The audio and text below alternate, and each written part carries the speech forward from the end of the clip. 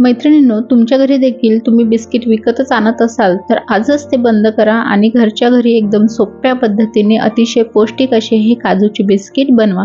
कारण हे बनवणं खूप सोपी आहे, न यामध्ये मैद्याचा वापर केला आहे न अंड्याचा। अतिशय सोप्या पद्धतीने खस्ता असे हे काजूचे बिस्किट आपण घरीच बनवू शकतो। तर चला मग लवकर सुरू करूया। तर हे बिस्किट बनवण्यासाठी सर्वात आधी एक थोडा मोठा असा मिक्सिंग बाउल घ्यायचा आणि त्यामध्ये 1/4 कप एवढं बटर घालायचं। रूम टेम्परेचरला बटर आधीच काढून ठेवलं होतं फ्रीजमधून आणि ते सॉफ्ट झालंय। रूम टेम्परेचरचं बटर घ्यायचं, त्यामध्ये 1/4 कप एवढीच पिठी साखर घालायची। साखर मिक्सरला मी घरीच फिरून घेतली, तीच वापरली आहे। आणि आता छान विस्कर किंवा इलेक्ट्रिक ब्लेंडर किंवा चम्मचच्या मदतीने याला 3-4 मिनिटं छान फेटून घ्यायचं, जोपर्यंत हे मिश्रण जे आहे ते छान फ्लफी आणि थोडं व्हाईटिश कलरचं होत नाही तोपर्यंत एकाच डायरेक्शनला मस्त फेटून घ्यायचं आहे। तर बघा मी 3-4 मिनिटं फेटून घेतलं आणि हे मिश्रण तुम्ही बघू शकता थोडं व्हाईटिश कलरचं झालं आहे, मस्त क्रीमी आणि एकदम फ्लफी झालेलं आहे।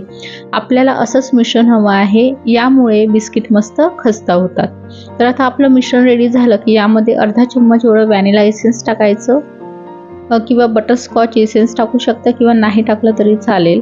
नंतर यामध्ये 1 कप एवढं गव्हाचं पीठ घालायचं आहे आणि 1/4 कप एवढे बारीक चॉप केलेले काजू घालायचे आहे। काजूची संख्या किंवा प्रमाण आपल्या आवडीनुसार तुम्ही कमी जास्त करू शकता।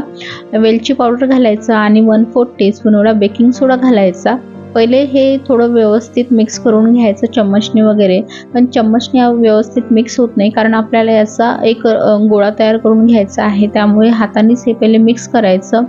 आवश्यकता असली तरच दुधाचा वापर करायचा आहे। शक्यतोवर सगळं हे जे आपण घातलेलं आहे ते कंबाईन करून घ्यायचं, आपल्याला ते मळून वगैरे घ्यायचं नाही, त्याचं कणिक मळायचं नाही आहे। त्यामुळे एकदम हलक्या हाताने सगळं साहित्य जस्ट कंबाईन करून घ्यायचं, एकत्रित करून घ्यायचं। तर इथे मला सगळं साहित्य थोडं ड्राय वाटलं म्हणून मी याच्यामध्ये 1 ते 2 टेबलस्पून एवढं दूध घातलं आणि परत हाताने सगळं साहित्य जे आहे एकदम हळूवारपणे एकत्र करून घेतलं आणि याचा असा गोळा तयार करून घेतला।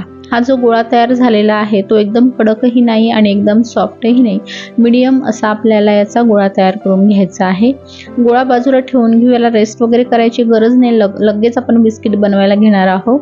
त्यासाठी प्लॅटफॉर्मवर असा बटर पेपर थोडासा ठेवायचा। बटर पेपर नसेल तर पोळपाटला थोडं तूप किंवा बटर लावून घ्या, गोळा या बटर पेपरवर ठेवायचा, वरूनही बटर पेपर ठेवून गोळा हा लाटून घ्यायचा आहे। आता तुम्हाला ज्या आकाराचे बिस्किट बनवायचे असेल त्या आकाराचे बिस्किट आपण बनवू शकतो, स्क्वेअर बनवू शकतो, गोल बनवू शकतो, पण मी आज इथे थोडे रेक्टँगल बिस्किट बनवलेले आहेत स्टिक सारखे। तर बघा मी बटर पेपर काढून सुद्धा थोडं लाटून घेतलं, एकदम पातळही लाटायचं नाहीये, नाहीतर ते चिप्स होतील तयार आणि एकदम कडक होऊन जातील बिस्किट, त्यामुळे थोडेसे जाडसरच ठेवायचे आहेत।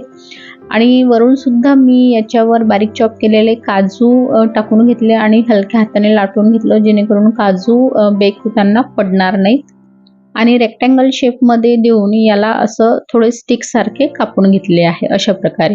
आता एक बेकिंग ट्रे घ्यायचा, त्याला बेकिंग पेपर लावून घ्यायचा, नसेल तर बटरने ग्रीस करून घ्यायचं आणि त्यावर हे जे आपण बिस्किट्स तयार केलेले आहेत ते ठेवून घ्यायचे। थोडे डिस्टन्सने ठेवायचे कारण हे थोडे फुगतात, बेक होतात तेव्हा। ट्रेमध्ये ठेवले की 15-20 मिनिटं फ्रीजमध्ये ठेवायचे, नंतर 180 डिग्री सेल्सिअसवर 12 ते 15 मिनिटासाठी बेक करून घ्यायचे। तर मी 13 मिनिटं बेक केले आणि तुम्ही बघू शकता मस्त असा कलर आलेला आहे, छान बिस्किट हे बेक झालेले आहेत। गरम असताना या बिस्किटला टच करायचं नाही कारण ते थोडे सॉफ्ट असतात, त्यामुळे तुटू शकतात। थंड होऊ द्यायचं 5-1 मिनिटं आणि बघा 5 मिनिटं मी थंड केले, पेपरच्या एकदम इझिली बाजूला झालेले आहेत आणि बिस्किट तुम्हाला दाखवते एकदम मस्त कलर आलेला आहे, छान सोनेरी दिसायला तर मस्त दिसत आहे, मागून पुढून मस्त बेक सुद्धा झालेले आहे। आणि बघा एकदम कमी साहित्यामध्ये एकदम सोप्या पद्धतीने कमी वेळामध्ये हे खस्ता असे बिस्किट आपण घरीच बनवू शकतो। माझ्याकडे गेस्ट आले होते, त्यांना जेव्हा दिले तेव्हा ते म्हटले की कुठल्या दुकानातून आणले आम्हाला पण सांगा। त्यांना तर विश्वास बसला नाही की हे बिस्किट मी घरीच बनवले, तर तुम्ही नक्की ट्राय करा।